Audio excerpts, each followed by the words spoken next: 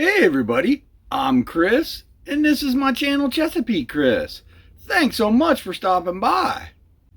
We're going to begin this video with the Chesapeake Chris channel shoutouts. Going to highlight 3 more channels this week.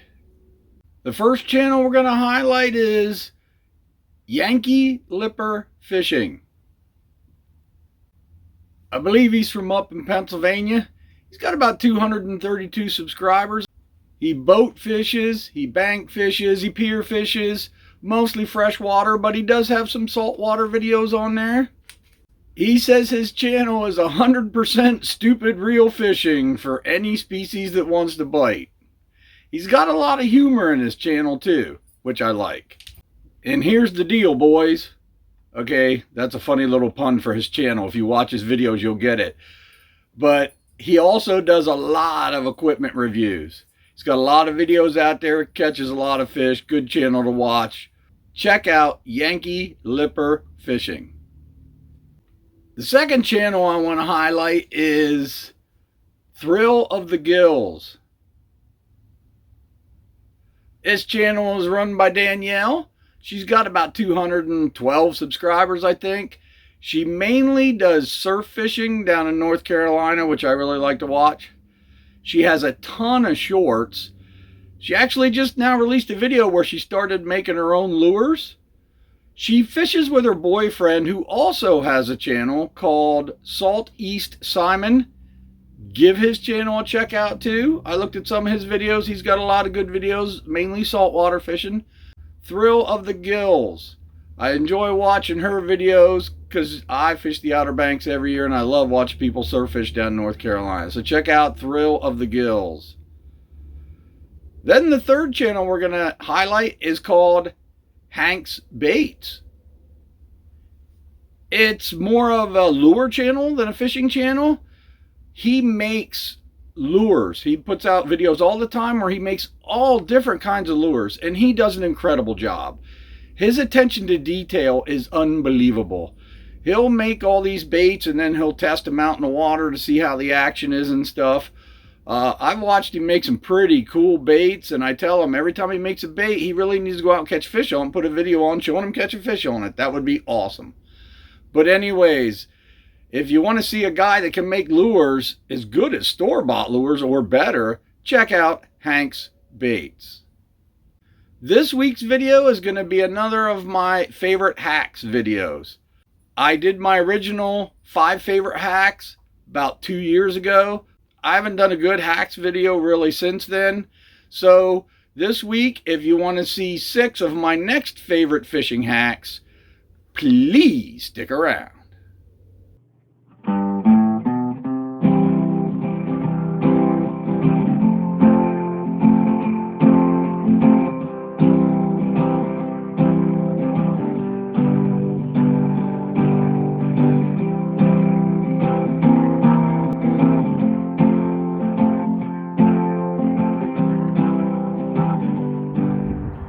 Okay, the first hack we're going to cover is my DIY homemade kayak cart.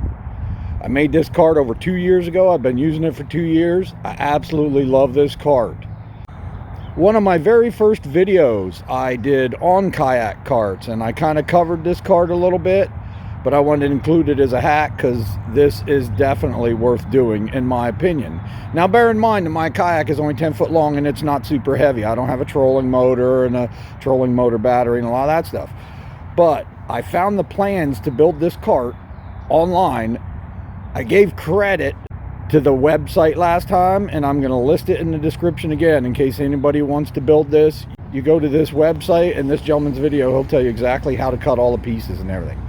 But it's made out of 3/4 inch PVC. And I bought some tires from Harbor Freight. They weren't very expensive. They have metal hubs and rims. I wish they would have been plastic. If I replace them, I'll get plastic because the brackish water is really hard on metal. It rusts it. But even after 2 years, you can see, still not in bad shape. And then it basically just has a big piece of all thread through that bottom piece. That's the shaft that you use to attach the wheels. You just attach them with washers and nuts. And then I put these latch pins on the uprights and on the handle so that you can easily take the handle and the uprights off, and it makes it much more portable. I also put a rope on it with a little PVC handle that I made, and I put a carabiner on this end of this rope. So what I do is I take this rope and I attach it to my hitch on my truck, and then when I set the cart down, that rope ensures it's at the perfect distance from the back of my truck, so when I slide my kayak out on it, it'll sit on it perfect every time. So that rope really helps to ensure you get the proper placement of it. I painted the whole thing gray because Schedule 40 PVC is not UV resistant. Sunlight will deteriorate it. And I did not glue, let me show you one. I did not glue these end caps. I've never had one come off yet, but I didn't glue them, and that way that makes the pieces of pool noodle easily replaceable. And like I say, as long as you push them on tight, I haven't lost one yet. So that is the DIY kayak cart that I use. I actually own a store-bought one, this one here. I like my DI one a lot better than this one. However, someday I may take the wheels off that one and use them because they do have plastic rims. But that's the first hack. It's my DIY kayak transportation cart. Like I say, it works on lighter kayaks. Link will be in the description for the build of this cart. Okay, my second favorite hack, believe it or not, is this DIY spoon lure that I made out of an actual spoon. I literally just cut the handle off and filed it down a little bit. I drilled a hole in it here and a hole in it here, and then I put a little clip on it so that I can attach my swivel, and then I put a split ring with a treble hook. Now this has been used once again for 2 years in brackish water, and you can see the spoon, because it's stainless steel, is still shiny. The hook is getting a little rusty, but that's easily replaceable. It has really good action, and I caught some nice fish on it. I'll show you some videos of some fish I caught on it. Here's the big spoon, and boy, look at him go. He got some action to him. Who would think that would catch fish? Look at that, guys. Got a rockfish on the spoon.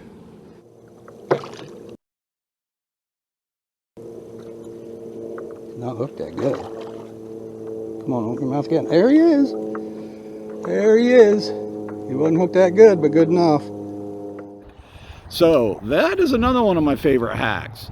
I got this spoon at a dollar store. I got 3 of them for $1, and you could literally make 3 spoon lures out of it. So that's the second hack that I really like. The next 2 hacks I got from a YouTube channel called Kayak Hacks Fishing. He's got a great channel. Check him out if you haven't. But I don't plug my scupper holes because I never have water come in my kayak. But originally I would drop something, and if it slid down here, it would go out the scupper hole and then be lost forever. So if you take a plastic lid off of a drink like Gatorade or something, and once again, sometimes you got to find the right size plastic bottle and drill some holes in it, at least for my scupper holes, it'll drop down and sit right in there. Just like that. Now, if you drop something and it comes sliding towards the scupper hole, like I did the other day, I just dropped my double blade chicken foot lure and it slid down here and fell into that scupper hole. Well, now it's not lost forever. It'll catch it and keep it in the kayak. So yeah, a plastic lid off of a drink bottle, drill some holes in it so water will still drain out.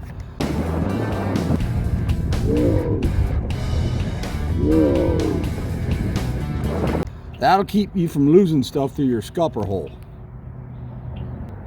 And then the other one that I saw on Kayak Hacks Fishing is a little piece of duct tape here on your paddle. I just put a piece of duct tape in on it, folded it back on itself, and stuck it on there. Once again, that has been on there for 2 years. That is the best drip ring, or whatever you want to call it, that I've seen. My paddle has drip rings on it, but I'm telling you what, this duct tape stuck on there right there, it's about that position, just about that long, that will keep water from running down your paddle handle and getting on your hands.